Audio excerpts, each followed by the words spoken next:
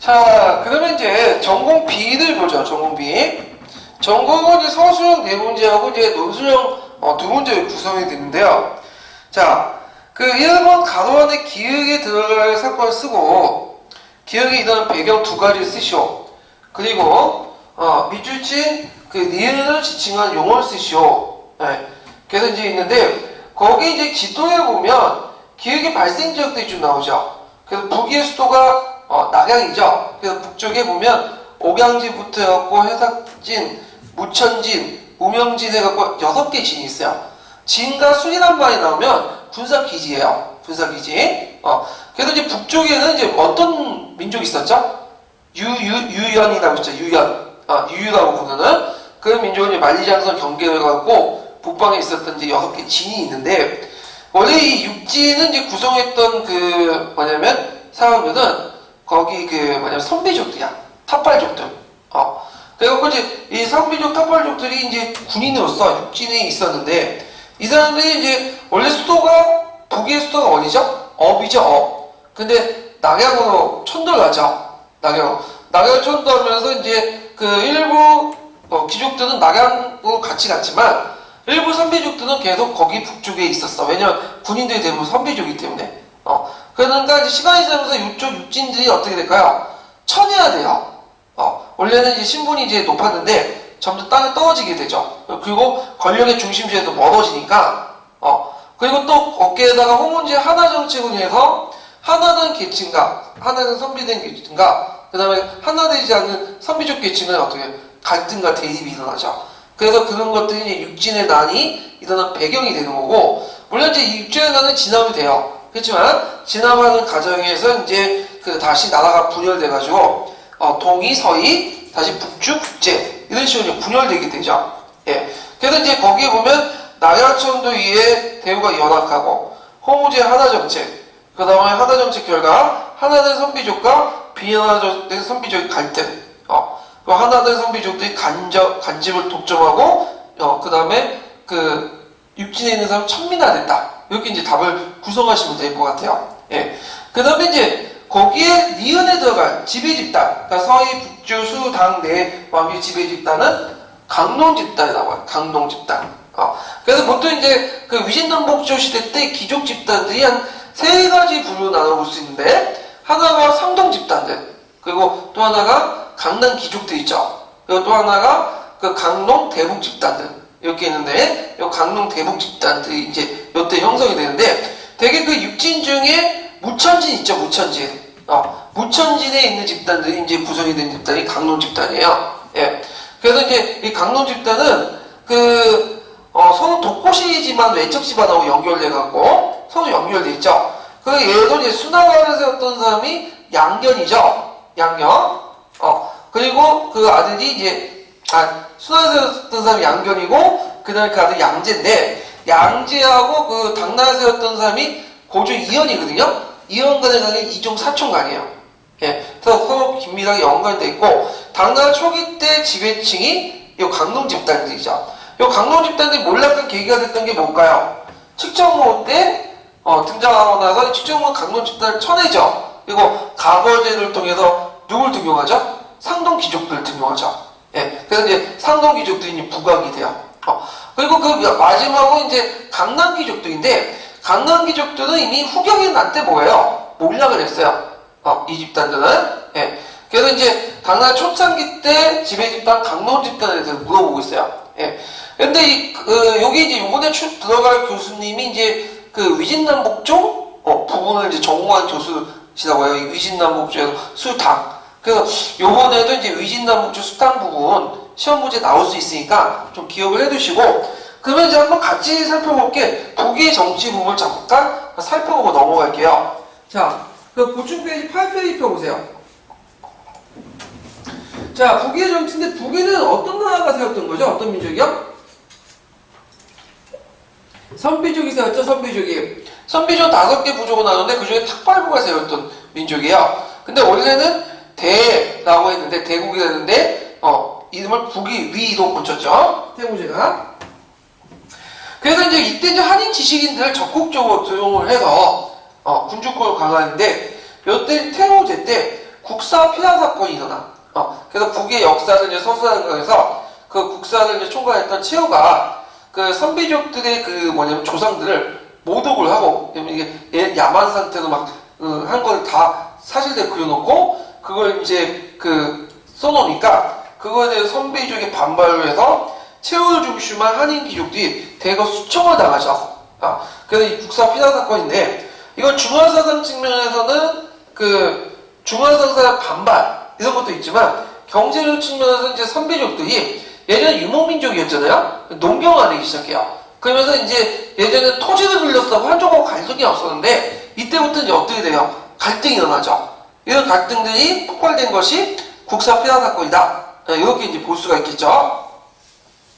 자, 그 다음에 허문제인데, 허문제는 이제 앞에 있는 적직들 그대로 계승했다고 보면 돼요. 그래서 그 선비족이 부족국가적인 어떤 성격을 벗어나서 중화의 어떤 천재로 불릴만한 호환 체제를 구축하려고 했다. 그래서 적극적인 하나 정책을 했는데, 이 하나 정책을 통해서 황제권을 강화시키려고 했죠. 그래서 수도를 낙양으로 옮겨오면서 본격화되죠. 그래서 호환, 통환, 평성에서 낙양으로 천도하고, 업이 아니라 평성이네요. 제가 잘못 기억했네. 평성에서 낙양으로 이제 천도를 하고, 호송이 한성화, 호송 호원을 금지시키고, 한원을 강제로 사용하게 하고, 그 다음에 중국식 간제를 채용하고, 그리고 북쪽 연합 제도를 폐지하고 중국식 제천에서 바뀌게 돼요.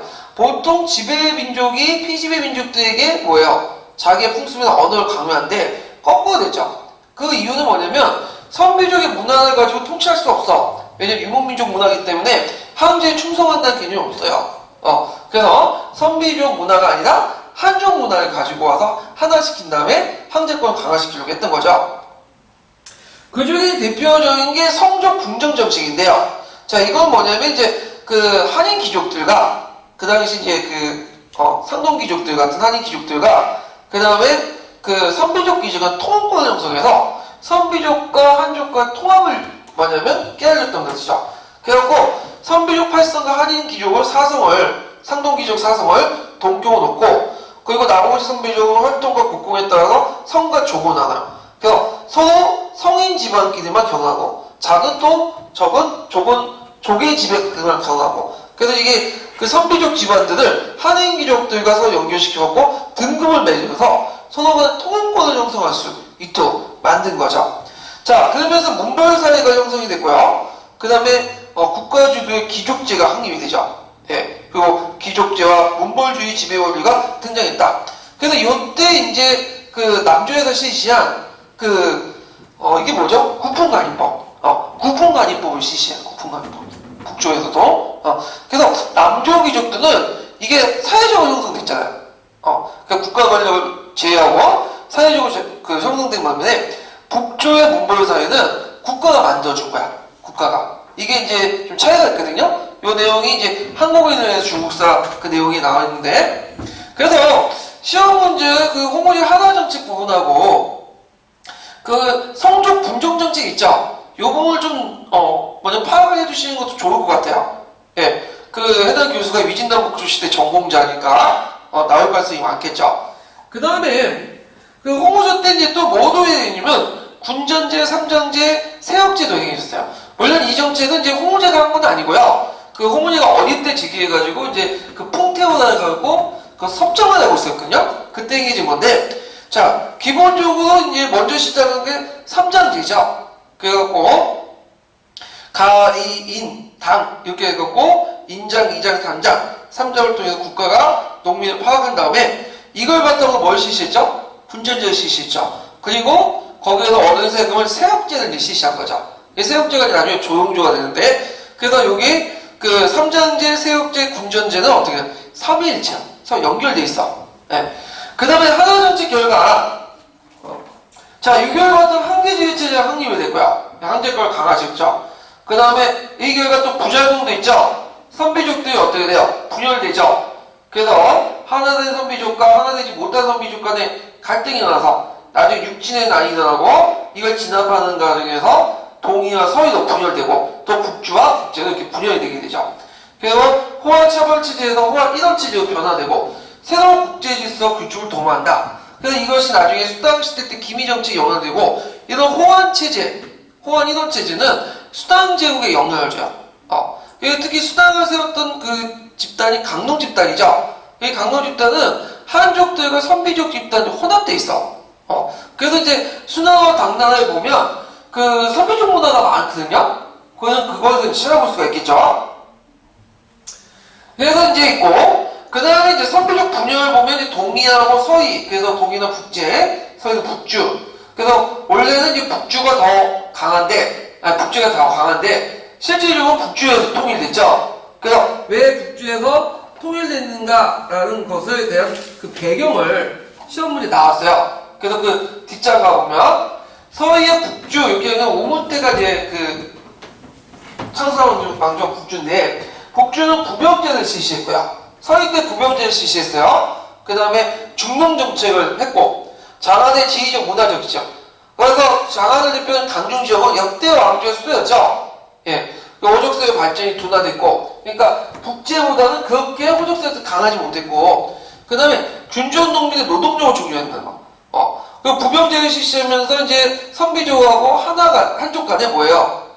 융합을 깨했죠. 융합을. 근데 이 반대로 북제는 북주보다도 인구나 이런 것들이 더 많으면서도 결국에는 북주한테 먹혔어. 그 이유는 뭐냐면 선비족과 한족 간의 갈등. 그리고 같은 선비족 안에서도 지배층 간의 갈등. 분열이 됐어. 예. 그래갖고 이제 있는데, 그래갖고 이제 나중에 북주가 북제를 먹죠.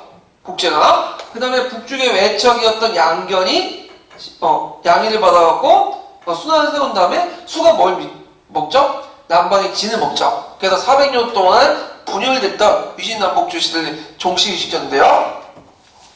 그 다음에 요번에 시험 문제 나왔던 게 강농 집단이에요. 그래서 이제 강농 집단 내용을 보면 순하나와 당나라 초기 때 중요한 정치 집단으로서 북주수 당의 계승, 통일 주체 세력이고 서희의 팔주군, 12대 대전군 집단은 그래서 이제 되게 이제 그 우무태가 집권하면서 자신을 집권하는 도와줬던 그 장군들을 크게 이제 8개 지방을 팔주국에 국을 세워줬어. 이때 국은 왕을 봉했다는 거예요. 그리고 그 밑에 12개 대장군 이렇게 집단이 형성됐거든요. 요 집단, 핵심 집단들이 후에 강농 집단의 어떤 모태가 되죠. 그래서 이제 강농 집단은 남조의 한인 집단, 탁발부족, 그 다음에 탁발족과 그 어떤 한인부족과 성격이 다른 것으로서 위진남북조의 호족적 성격보다는 간료적 성격이 강하다. 그래서 이런 강농 집단은 호환체제적인 어떤 그 문화들이 어디에도 영향을 줬다? 수와 당에도 영향을 줬다는 거야. 그래서 당나라 문화에 보면 그 선비족 문화들이 많이 깔려 있어요. 그 문화에 보면 예를 들어서 측정모, 여자들이 기가 세죠. 이런 것도 다 선비족 문화. 그 측정모가 이제 무주를 세웠던 거나 그 다음에 중종의 아내였던 위시나 이 사람이 뭐예요? 자기 남편 죽였다는 거 이런 것들 볼 수 있고 그 다음에 이제 그 측정모는 원래 태종의 후배였죠. 근데 고종이 먹었잖아. 먹었다는 소리 좀 근데 근데 그거는 유교문화는 도저히 있을 수 없는 거야. 왜냐 아버지 학년의 그 부인이 그 여자면 뭐예요? 자기 생모가 아니고 어머니 뻘이야 되나? 근데 선비족 유목민족에서는 이해가 될 수 있어요. 왜냐면 그냥 놔두면 어떻게 다 굶어 죽잖아요. 그러니까 그 유목 국가에서는 자기 생모를 제외하고는 아버지가 죽으면 어떻게 해요? 그 아들이 다 결혼해갖고 먹여 살려야 돼. 사회보장처럼 하는 건데 이런 문화적인 어떤 영향들 그리고 당나라 현족이 좋아했던 양귀비는 어떤 사람들이죠? 자기 아들의 며느리죠. 부인인데 며느리를 같이 했잖아. 근데 이건 도저히 유교 문화에서는 생각할 수 없는 것들이죠. 예, 그런 것들이 이제 그 당나라의 문화에 있다. 이런 것들 좀 기억을 해두시면 돼요. 자, 그래갖고 이제 한번 받고 그 다음에 뒤에 넘어가서요. 그 2번을 보죠. 2번. 자, 2번은 이제 뭐와 관련된 거냐면 그 페르시아 전쟁의 원인과 그 다음에 그 펠로폰네소스 그러니까 투키디데스의 역사 소수의 특징을 물어보는 거야. 자, 요거 뭐 그렇게 어려운 건 아니에요. 페르시아 전쟁의 원인은 교과서에도 있죠. 뭐 때문에 일어났어요? 예전에 이 교과서에서는 이제 뭐라고 적혀있냐면 동부 지중해 패권을 둘러싼 페르시아 그리스 대립 이렇게 되는데 요즘에 이제 개정된 교과서에는 어떻게 나와 있냐면 페르시아의 지중해 세력 확대를 위해서 그리스 식민도시가 압박됐고 이때 이제 이오니아의 그리스 식민도시의 반란을 아테네가 지원해서 일어났다 이렇게 돼 있거든요. 그러니까 아마 이게 교과서에서 답안을 설정하면 이게 맞을 것 같아요. 그럼 이제 좀 역사의 배경을 좀 설명해보면 페르시아가 아시리아 다음에 두 번째로 이제 그 중동 지역을 제패했죠. 근데 이제 그 전에 아시아가 있었는데 이 아시아가 이제 금방 망하잖아요. 그래서 네 개 국가가 형성되죠. 메디아, 리디아, 신바벨로니아, 이집트. 그래서 이따가 그걸 다시 통일한 것이 누구냐면 예전에 그 메디아의 속국이었던 이란 계통의 페르시아가 그걸 통합을 하잖아요. 그리고 이제 리디아까지 먹게 되는데 리디아는 지금 어디 지역에 있었던 국가죠? 소아시아 반도에 있었던 국가잖아요. 네. 근데 그 소아시아의 연안에 여러 그리스의 식민도시들이 있어요. 이오니아 식민도시들이. 그러다 보니까 자연스럽게 이제 이오니아 식민도시들이 누구의 지배 안에 들어가야 되죠? 페르시아의 지배 안에 들어가요. 근데 문제는 이 페르시아는 그 당시 동부지중해 패권을 둘러싸고 장악하고 해서 누굴 지원했냐면 페니키아를 지원했어. 근데 페니키아 사건 다툼을 했던 국가가 폴리스들이죠. 그러니까 대립이 일어날 수밖에 없는 거죠. 그래서 이제 폴리스와 이거는 페니키아 옆에 지원하는 페르시아의 대립으로 이제 확대된 거죠. 이 계기를 마련한 사건이 그 이오니아에 있었던 도시국가들 반란이에요. 자, 반란이 일어나니까 이제 도저히 안 되니까 이오니아 도시국가들에서 SOS를 친 거야. 근데 그 스파르타가 거절했어요. 근데 아테는 뭐죠? 도와줬죠. 그래서 해군을 파악해서 도와주니까 이거 안 되겠다. 이거 한번 손을 봐줘야 되겠다 해서 다리우스 1세가 뭐예요? 원정을 했는데 1차 원정은 어떻게 되죠? 안 됐죠. 태풍이 불어서 하고 2차 원정은 마라톤 전투에서 깨지게 되죠. 그리고 그 3대 그 다음 왕이었던 아르타크세스센스가 3차 원정을 했는데 이거는 이제 사라미스 대전에서 깨하게 되죠. 패하게 되죠. 예. 그래갖고 이제 그 페르시아가 전쟁을 패했어. 요걸 이제 얘기하고 나는 이제 뭐와 관련된 건가 이거는 요거는 토키티데스가 쓴 펠로포네스 전쟁사예요. 펠로포네스 전쟁사. 그래서 펠로포네스 전쟁사의 토키티데스의 역사 소수의 특징을 물어보는 거거든요. 요거는 그렇게 어려운 건 아니죠. 왜냐면 이거 예전에 기출문제 나왔던 거죠. 그래서 그 토키티데스하고 누구하고 대비해서 봐야 돼요? 역사의 아버지였던 헤로도토스하고 대비해서 좀 봐야 되겠죠. 그래서 이제 그 헤로도토스는 나는 토키티데스는 역사한 걸 썼는데 둘이 제목이 비슷하니까 부제가 유명해요. 그래서 헤로도토스는 페르시아 전쟁사, 토키티데스는 펠로포네스 전쟁사 이렇게 있었죠. 자, 헤로도토스의 역사는 좀 네거티브적인 거야. 그래서 민화나 선화나 이런 것들을 적극적으로 도입을 하고 그래서 좀 가장됐고 좀 약간 자기가 보고 쓴 거 외에도 여러 가지 이제 들은 것도 써요. 그리고 어떤 사건뿐만 아니라 그 사건을 둘러싼 사회 문화적 배경도 다 쓰고 그래서 문학적인 어떤 특징을 가지고 있어요. 문학적인 특징. 예. 근데 이에 반해서 이제 그 토키디데스는 반대죠. 이 토키디데스는 그 아들 부유한 집안에 태어나가고 그 페리클라스와 친분 관계를 유지하고 있었는데 펠로포네스 전쟁이 일어나니까 이때 참전됐다가 나중에 쫓겨났죠. 내용이 있지만 그래서 이제 그 과정에서 이제 그 글을 썼는데 그 내용들을 보면요, 특징들 보면 되게 가학적인 비판적 역사 서술이야. 그리고 사실 엄밀한 검토의 서술이었고 역사적 사실을 초자연적 사실과 구별해요. 뭐 신이나 뭐 재앙이나 이런 것들을 구별을 하고 교훈적 역사가 나오면 항상 순환사관과 연결되죠. 이런 것들. 그리고 자기가 직접 보고 들은 것들을 써요. 등등. 이런 것들을 쓰시면 돼요. 그래서 이제 예전에 한번 시험 문제 나오니까 교훈적 역사관은 역사소수의 특징이 아니다. 그래서 이거는 아니다. 이렇게 이제 했는데, 근데 제가 이제 그 책을 찾아보니까 그 뒤에 어디 나왔냐면, 잠깐만요. 그 투키디데스의 투키디데스 역사 서술의 특징해가지고 여기 보면 서양사 총론하고 이제 그 개론에 보면 거기에 뭐라고 적혀있는 역사 소의 특징으로서 분명히 교훈적 역사를 서술하였다 이렇게 돼 있거든요. 그러니까 이것도 답에 들어갈 수 있어요. 예. 그래서 굳이 이렇게 구별할 필요 없겠다 이런 것도 있고요.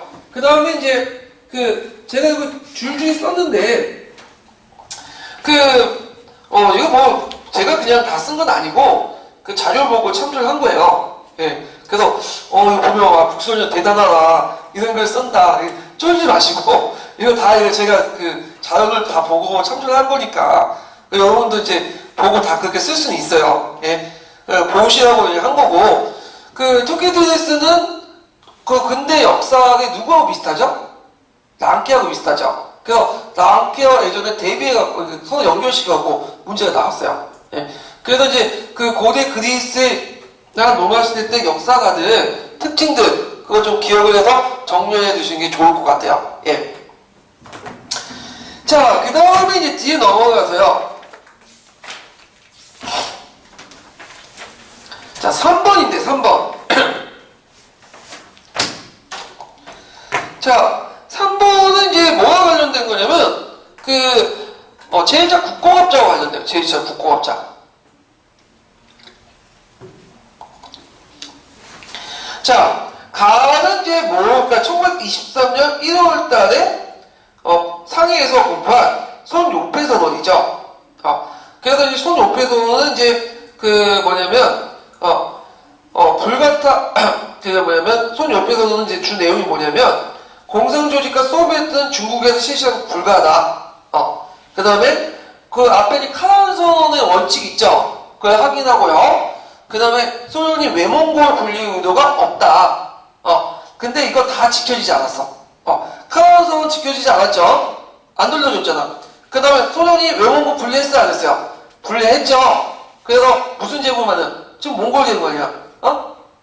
그 다음에 공산조직과 소비에트 중국에 실시 불가한다는데 실제로 그 제1차 국공업자는 그 민중집중제를 가지고 국민당을 뭘로 만든 거죠? 소비에트 조직으로 만들잖아. 근데 뭘 의미는 없는데 일단은 손요폐선언을 계기로 해서 그 손문과 요폐 간의 이제 선을 계기로 하고 제1차 국공업자의 배경이 됐다. 좀 기억을 해두시면 되고 그래서 이 손요폐선언을 했으니까 이제 뭔가 좀 보여줘야 될 거 아니야.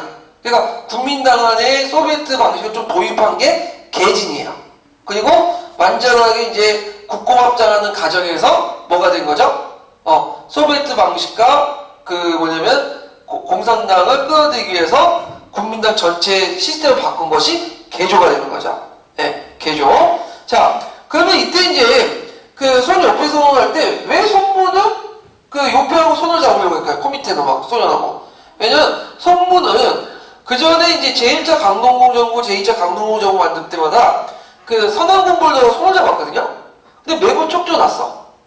그래서 결정적으로 국민당 안에는 뭐가 없는 거야? 군사력이 없는 거야. 근데 군대를 만들려면 뭐가 필요하죠? 자금이나 이런 군대를 조직할 수 있는 그런 것들이 필요하죠. 근데 그게 없는 거야. 그러니까 그거는 누구한테 끌어들이려고 했어?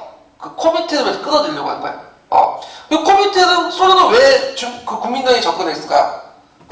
국민당이 그대도 그 민족주의 단체 중에 뭐예요? 제일 좀 작용화됐어요. 그리고 또 그 공산당, 신생 공산당을 조직을 확대시키려고 하니까 너무 약하죠? 그러니까 국민당을 좀 숙주 삼아갖고 확대시키려니까 국민당하고 손을 잡을 수밖에 없는 거죠. 그래서 이게 이제 제2차 코미테름의 어떤 그 대회에서 극동 피압박선에서 나오잖아요? 예. 그래서 둘의 이해관계가 딱 맞아떨어가지고 이 손요폐선언을 하게 됐어요. 그때 이제 손문이 그 공산당, 그러니까 국공합작을 하는 방법에 대해서 두 가지 이제 그 당시 이제 논의를 했는데 하나는 당대당 합작하고 당내 합작을 했는데 그 손문이 당대당 합작은 안 된다. 오직 뭐만 한다? 당내 합작만 요구했어요. 당내 합작은 뭐예요? 당내 합작. 그 중국 공산당원이 개인장으로 국민당에 들어가서 합작하는 방법이야. 그게 이제 제1차 국공합작의 특징이죠. 근데 그래서 이제 이 소을 들은 뭐냐면 요폐가 서울로 갔어. 그 코민테른 집행위원회에서 그러면 한번 논의해보자. 그래서 코민테른 집행위원회가 좋다. 그래서 공산당원이 국민당에 가입된 걸 결의하게 돼요. 그러니까 이제 이걸 가지고 이제 요폐가 다시 중국 공산당에 가갖고 얘기를 하니까 그때 이제 중국 공산당은 이제 이전 대회에 이제 선출된 중앙위원회에서 이제 논의했거든요. 그 소회의라고 하는데 그때 많은 그 공산당원들이 반대를 했어요. 왜 우리가 그 구족적으로 들어가서 개인 들어가서 그 밑에 들어가냐? 그런데 이제 그때 이제 코미테를 대표했던 마닝이라는 애가 설득을 시킨 거지. 너네들 지금 힘이 없는데 그렇게 자존심만 세우면 되냐? 그리고 너네들이 이전 대 때 뭐라고 했지 않냐? 코미테놈이 그 중국 공산당 코미테 하부 조직이라고 하지 않았냐? 그래서 설득하니까 이제 거기에서 이제 설득을 받고 거기에 참여했던 중앙위원회 그 회원들이 그럼 좋다 하면서 이제 만장일치로 통과시켰고 이것이 이제 3전 전국대표회의 때 그 뭐냐면 당의 공식적인 어떤 그 결정으로 통과된 거야. 그래서 요 내용은 어디와 관련된 거죠? 3전대. 그래서 3차 전국 공산당 전국대회가 있어요. 요 3전대에서 공식적으로 이제 채택이 돼서 다 중국 공산당 공식적인 어떤 그 도서이 된 거죠. 국공합작이. 그러면 거기에 이제 디귿에 들어간 게 뭐냐? 자, 그러면 코민테르 집행위는 뭘 하죠? 국공합작을 하고 공산당원이 국민당에 가입된 걸 견의하였다. 요거 쓰셔야 돼요. 그래서 어떤 분은 개조 아니냐? 이렇게 물어요. 개조. 들어갈 말이? 이거는. 근데 개조가 답이 될 수가 없는 게 뭐냐면 그 뒤에 공산당원이 국민당에 가입한 것 자체가 뭐예요? 개조의 개조. 그래서 개조의 의미가 제가 이제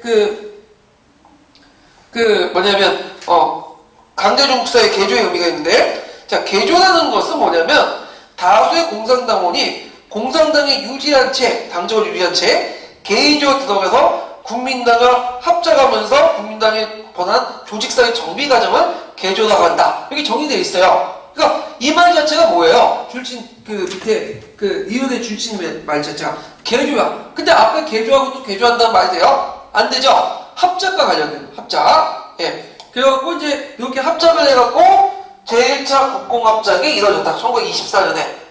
그리고 국민당도 소비에트 조직을 받아들여갖고 이제 합작을 하게 되죠.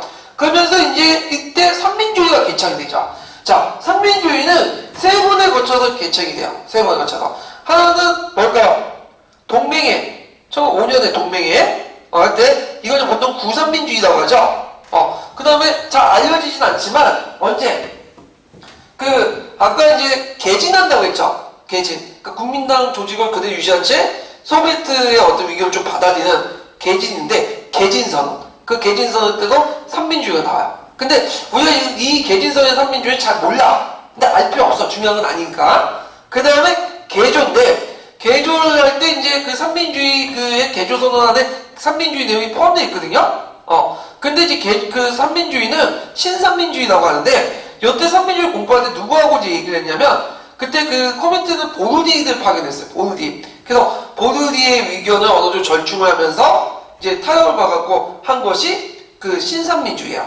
그래서 구삼민주의와 신삼민주의는 좀 차이가 있어. 내용에서는. 자, 그걸 구분해야겠죠. 이걸 물어보는 게 이거니까. 그래서 여기는 지금 민족주의, 민생주의를 물어보고 있죠. 예. 그래서 원문은 제가 뒤에다 이제 적어놨어요.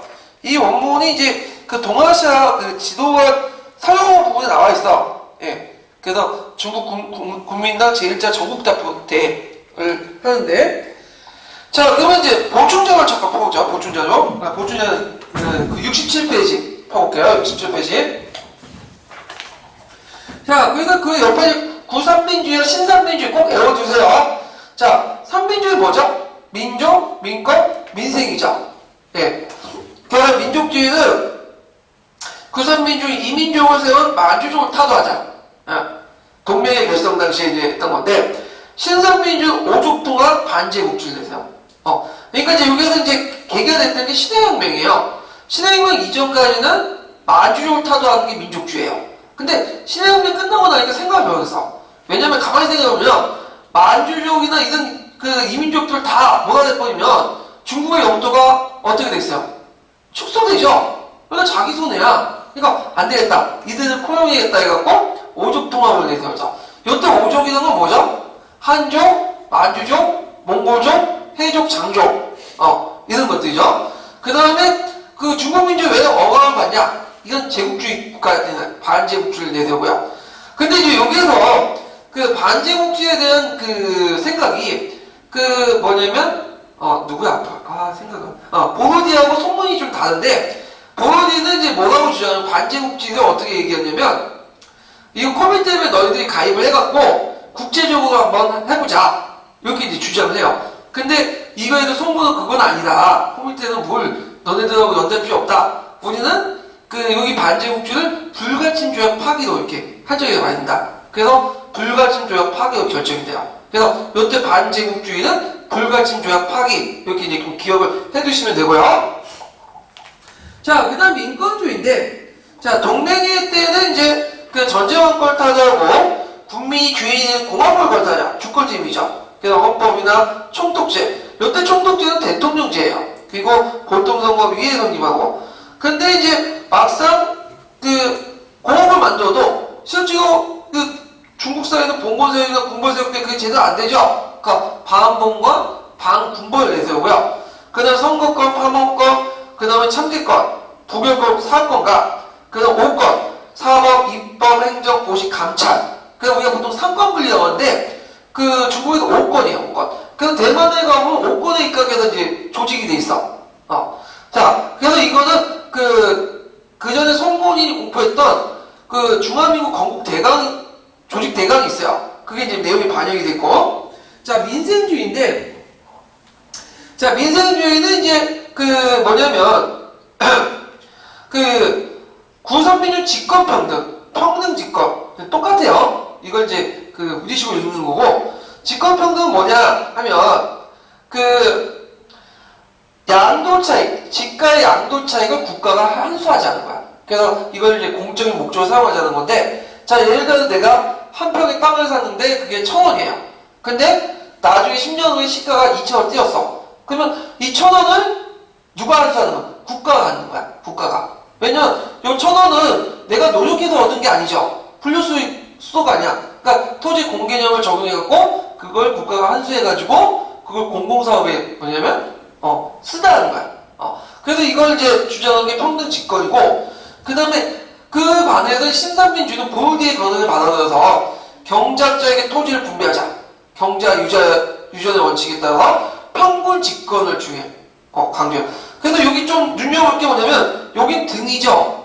평등 직권. 요건 뭐죠?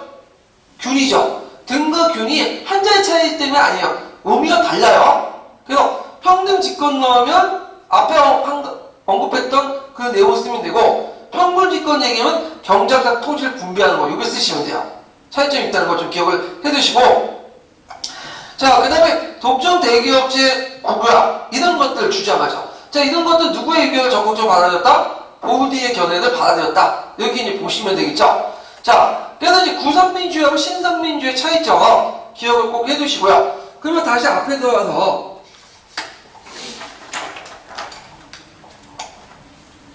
자, 그래서 민족주의는 오족통합, 민족의 관과 민족의 평등을 완성하고, 반제국주의, 민생주의는 이제 경작자에게 토지를 분배하고, 자, 독점 대기업체 국유화, 토지의 자본, 집중 방지, 민중 복리를 추구했다.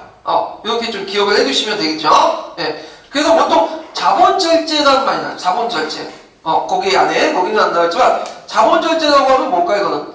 그, 독점 대기업의 국유화. 이걸 이제 자본절제라고 해요. 그 다음에 직권평등은 뭐죠? 경작자에게 토지를 분배한다. 그 의미 정확히 기억을 해주세요. 그래서 이 원문은 지금 생략되어 있지만 그 원문 내용이 그게 들어가 있어요. 예. 자, 그 다음에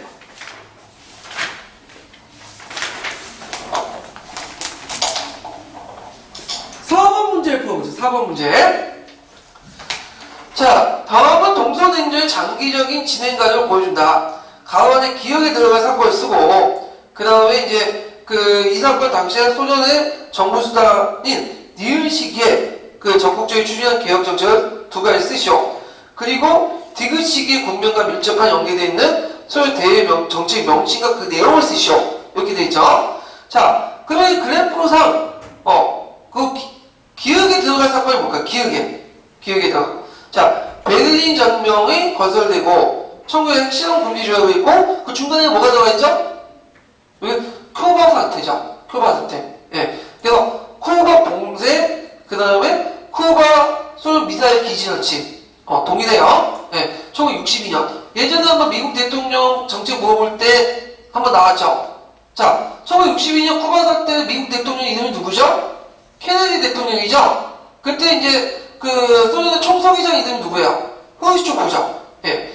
근데 이제 이걸 좀 아실 게 뭐냐면 요 쿠바 사태 미국이 먼저 촉발시킨 거예요. 미국이 그 당시 중동이나 터키 지역에 그 뭐냐면 핵미사일 배치시켰거든요. 그러니까 소련이 미국을 견제할 필요가 있겠죠. 그래서 카스트 정권에 있는 이 쿠바에 소련의 그 미사일을 뭐냐면 설치하는 거죠. 근데 미국 입장 올 때는 어떻게 해요? 바로 앞에 지금 그 쿠바 바로 앞인데 그 뒷마당에 소련 미사일이 있거든. 그러니까 이제 그걸 뭐냐면 철수하지 않으면 전쟁을 하겠다. 그러니까 이제 핵정지까지 가려다가 후르시초프가 이제 물러나서 좋다 하면서 철수를 한 거야. 그래서 앞으로 이렇게 핵정지까지 위기에 처했을 때는 이거 막아야 될 거 아니에요. 그래서 서로 간에 뭘 설치했죠? 한 라인을 설치하죠.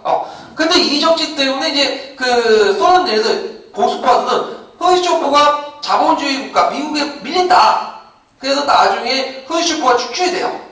그 계기가 되는 사건인데, 자, 하여튼 요 내용들 좀 파악을 해두시고, 자, 그러면 후르시초프에 대해서 얘기하죠. 후르시초프.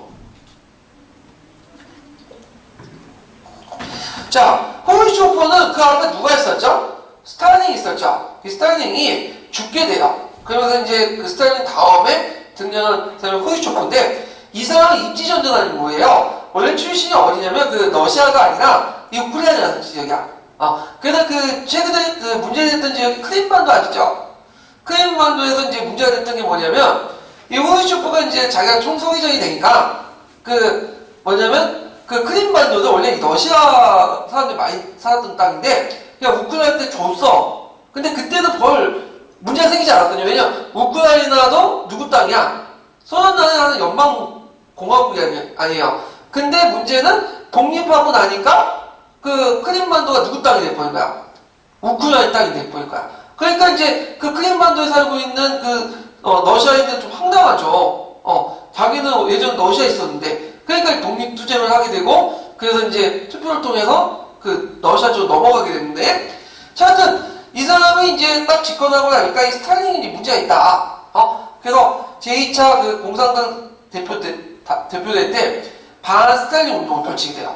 그래서 이제 종전의 스탈린 개인 숭배를 비판하고 그리고 자기가 당권을 장악하니까 여러 개혁 정책을 하게 되죠. 그래서 중공업과 군수사업에서 소비재 생산과 농업을 전환하고 그 다음에 기계화 집단 농장 확법을 추진시키고 그리고 노동자 통제를 완화하고 국방비를 삭감하고 병력을 감축하고요. 그 돈은 공업투자에 이제 자금을 많이 넣죠.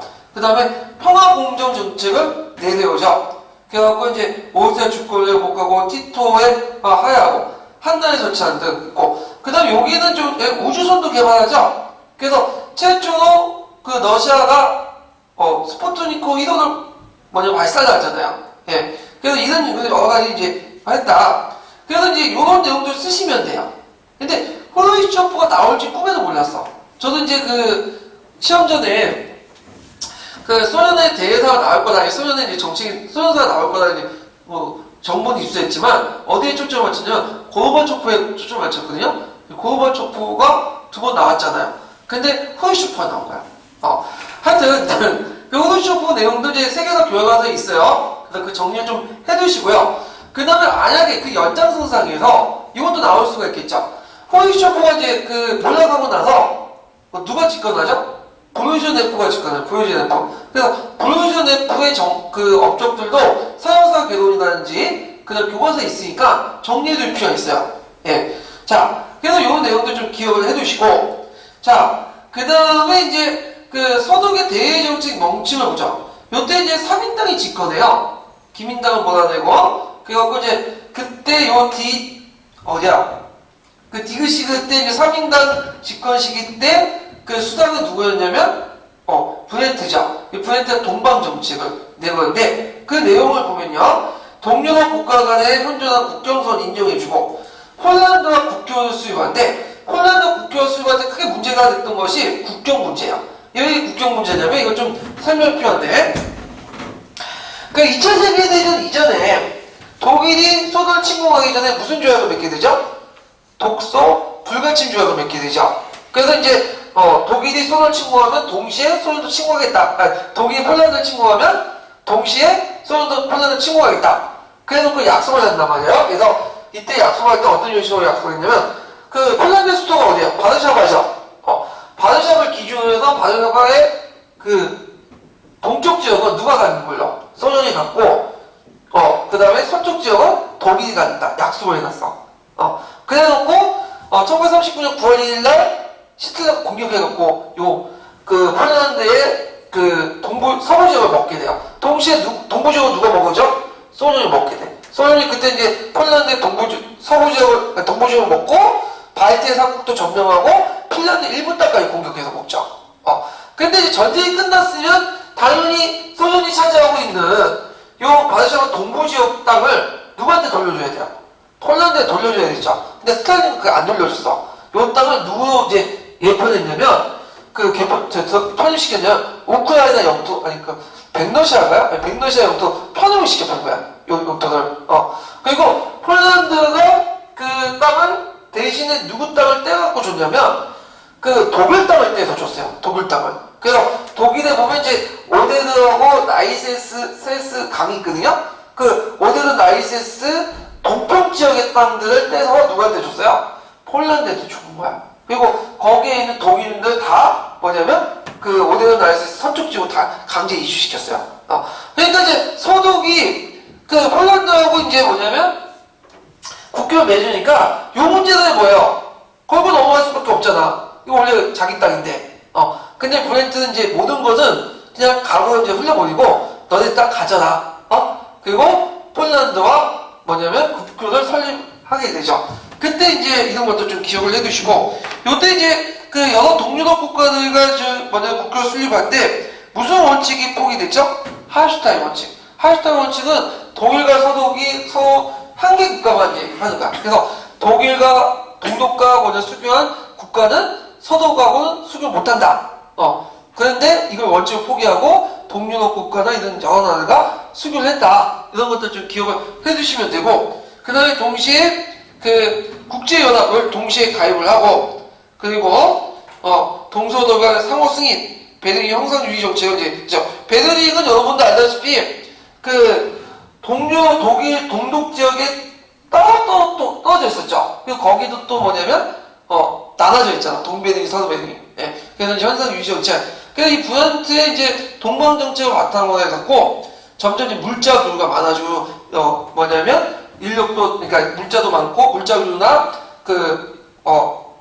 사람들 교류가 이제 확대돼 나가요. 그러면서 이제 동독 사람들이 서독에 대해서 이제 알게 되고, 나중에 1989년에 독일이 통일되잖아요. 근데 이미 이제 동독 사람들 알 건 다 한 거야. 이미 많은 교류를 통해서. 그 동독 사람도 서독 방송을 보고 있었어요. 예. 그래서 지금 우리나라하고 국가는 달라요, 완전히. 예. 그래가지고 이때 이제 콜 총리가 이제 기민당인데, 그 기민당 총리 때 뭐냐면 독일이 통일이 됐죠. 그때 이제 브렌트가 이제 3인당 정권이 막 이걸 하니까 제일 반대했던 사람이 누구냐? 기민당이야. 지금처럼 햇볕 정책을 한다고 막 비판을 한 거야. 퍼준다고. 근데 그 가시는 누가 얻는 거야? 기민당 정권을 얻었죠. 예. 그래서 있는데, 요 관련된 내용들 좀 기억을 해두시고요. 제가 이제 자세한 내용들은 이제 그 보충자료 1번하고 그 브랜드의 그 동방정책 내용하고, 그 다음 보충자료 2번에 보면 후이초프가 있어요. 그거 이제 참조를 해주시고요. 그 다음 논술형 문제를 보죠. 논술형. 자, 논술형 문제는 이제 1번 보면 김교사가 가 자료를 활용하여 비추진 인물의 행위에 대해 제시할 수 있는 선언적 설명 예를 두 가지 쓰고, 그 설명 방식의 문제점 두 가지 쓰시오. 그 다음에 김교사가 자료 나를 활용하여 주제 학습을 할 때 가장 적절한 주제를 쓰고, 이를 지도할 때 유의점 세 가지 쓰시오. 이렇게 있는데, 자, 가는 코어테스인데, 코어테스는 아즈테리국을 정복했던 그 콘키스타드로죠. 정복자죠. 예. 그래서 이제 있는데 여기에서 뭐를 가지고 설명하죠? 성향적 설명. 성향적 설명은 누가 주장했죠? 두 명이 주장했죠? 누가 누구예요? 가디너하고 햄펠이죠. 성향적 설명은 뭐죠? 인간이 원래 가지고 있는 이제 그 습관, 태도, 개인적 성격들을 보고 앞으로의 앞날을 예측하는 거죠. 그러니까 인간의 행위는 뭐예요? 일반화시키려는 건데 그거 누구하고 반발해서 나온 거예요? 그래서 합리적 설명 이론에서 나온 거죠. 근데 이제 거기에서 가디너 이론하고 햄펠 이론인데 가디너 햄펠은 성격적인 설명은 맞지만 둘이 약간 차이가 있어. 가디너 이론은 뭐죠? 가디너 이론은 개인의 성향을 맞춘 거야. 근데 그거에 대해서 이제 그 햄펠은 개인의 성향은 너무 사이가 적다. 그래서 일종의 성향이 비슷한 사람 묶었죠. 집단적 성향이에요. 그래서 여기는 코어텍스는 개인이죠. 어디 이론일까요? 가디노 이론에 맞춰갖고 쓰시면 돼요. 어떤 분은 그 가디노와 햄펜하고 구분해갖고 쓰는데 그게 아니에요. 햄펜은 절대 그게 도입이 안 돼. 햄펜은 뭐죠? 집단별 그 성향을 도입한 거고 요건 코어텍스는 뭐죠? 개인별 상황이야. 그래서 예전에 한번 이순신가 이성계 관련돼갖고 위안의군 가지고 사연적 설명을 할 때 그 문제 예문의 지문에 뭐라고 적혀있죠? 가디노 이론을 가지고 설명을 하고 있잖아요. 예, 그런 걸 염두에 두시고 쓰시면 돼요. 그럼 여기에서 뭘 초점을 맞춰서 될까? 개인의 성향. 목적이나 상황 쓰면 되겠어요? 안 되겠어요? 안 되죠? 목적과 상황은 합리적 이론이야. 그래서 뭐 상황 써야 되지 않느냐? 상황 쓰면 안 돼요. 물론 상황 쓴다고 해서 감점은 나가진 않지만 이게 이제 그 뭐예요? 이게 뭐죠? 뭐냐면 이게 핵심 단어를 중심으로 해서 채점을 하기 때문에 감점은 당하지 않지만 원칙적으로 쓰시면 안 되는 거예요. 그러면 여기에서 이제 문제는 주관이 많이 나요. 자, 코어텍스는 아리스토텔을 정복했다. 왜냐하면 정복력을 가진 사람이기 때문이다. 이렇게 있는데, 자, 여기에서 이제 정복력이라는 성향을 써야 되는데, 이 성향은 여러 가지로 해석할 수 있죠. 그래서 이제 예상 답안들 보면 여러 가지 답안이 나와. 근데 제가 이제 요게 명예욕을 가진 사람이다, 권력욕을 가진 사람이다, 정복력을 가진 사람이다, 이렇게 세 단어를 핵심 키워드를 쓴 거는 뭐냐면, 잠깐 이제 보세요. 77페이지 잠깐 펴보세요. 77페이지. 남색 측의 내용을 가지고 이제 얘기한 거예요. 남색 측의 내용을. 자, 여기 보면 이제 예컨대 권력욕, 명예욕, 정복력 등을 성향을 가진 행위자들에게서 일반적으로 나타나는 행동력을 보고 그들의 행위를 추론 또는 설명하는 방식이 성향적 설명이다. 뭔가 떠오르지 않아요? 뭐가 떠오르죠? 요 가의 예문을 만들 때 답안을 어디에서 설정했다는 걸 알 수 있어요. 여기에서 지금 예문에서 따왔다는 걸 알 수 있죠. 그러니까 핵심 그 답안에 들어갈 수 있는 내용은 권력력, 명예욕, 정복력. 그래서 요걸 가지고 두 개나 세 개를 만들면 돼요. 문장을. 그래서 요걸 이제 쓰시면 되고. 자, 그 다음에 이 성향적 그 성향의 문제점. 항상 문제점 시험 문제 나왔죠. 이거 거의 이제 그냥 주는 문제인데. 자, 일단은 인간의 행위는 도식화시킬 수 없죠. 이거 똑같은 성향을 가지고 있는 사람이어도 시기나 상황에 따라서 다르게 행동할 수 있어. 자기 목적에 따라서. 그래서 예를 들어 내가 이제 성격이 들어오는데 뭐냐면 군대 갔어요. 고참한테 두들겨 맞았어. 그러면 에이 씨발 하면서 막 욕을 해서 죄송한데 주먹이 나갔어? 안 나가겠죠. 이거 내가 어떤 여자를 되게 좋아해. 근데 성격이 들어. 근데 초반부터 그 여자에게 어떻게 해요? 자기 성격을 드러낼 수 없죠. 연극을 해야 돼요. 그러니까 연극은 언젠가 끝내게 마련인데 하여튼 그게 상황과 목적에 따라 다르게 나타날 수 있는 거 아니에요? 예. 자, 그 다음에 또 하나의 문제가 주제인데, 주제학습과 관련된 거죠. 예. 근데 아까 제가 이제 여기 분은 잘 모르겠지만, 전에 이제 기출문제 마지막 강의를 할 때, 주제 설정 부분에 대해서 쭉 얘기했는데, 주제가 상당히 지금 어려워. 예전에 03년 기출문제 나왔는데, 주제학습에서 주제 설정이야. 막연하잖아. 그쵸? 막연하잖아. 그래서 이제 파란색이나 녹색색에 보면 이제 주제 설정할 때는 예를 들어 단원명을 설정하는데 단원명 설정되지 않을 경우에는 2개 이상의 문제에 대해서 연관시킬 수 있는 걸 설정하고 좀 심층학습이 있고 탐구학습적인 그런 주제를 설정해야 된다. 막연하죠, 이것도. 예. 그래서 제가 예문을 바탕으로 해서 한번 주제를 설정을 해봤어요. 자, 여기서 이제 볼 때, 그 주제 설정 이제 보면요. 자, 여기 지금 나는 뭐죠? 아메리카를 정복한 에스파냐인들이 원주민들 하여금 대동강에서 사탕수수를 재배하고 막대한 양의 금과 은을 채굴하는 등 부역과 공물을 증발했다. 걔까지 사실이죠.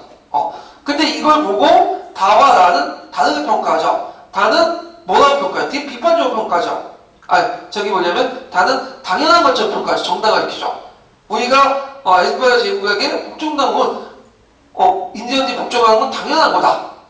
그래서 우리가 얘네들 개화시켜줬다. 뭐 이런 식으로. 근데 나는 뭐냐? 되게 비판적이죠. 우리가 무슨 그런 권리가 있냐? 그래서 요걸 착안을 해야죠. 그래서 아메리카 원주민의 착취사례 및 그 정당성 여부 이렇게 저는 그 주제로 정해놨거든요. 그래서 이거는 한 개의 사건을 계기로 다른 거 연관시켜서 다양한 이제 해석을 불러일으킬 수 있잖아. 물론 이거 외에도 다양하게 뭐냐면 할 수가 있어. 다양하게. 근데 이제 정확하게 모르니까 예문을 근거로 해갖고 얘기를 했고 그 주제를 설정하는 그 가정 내용들 제가 그 분석 내용에 다 적어놨거든요. 그 참조를 해주시고요.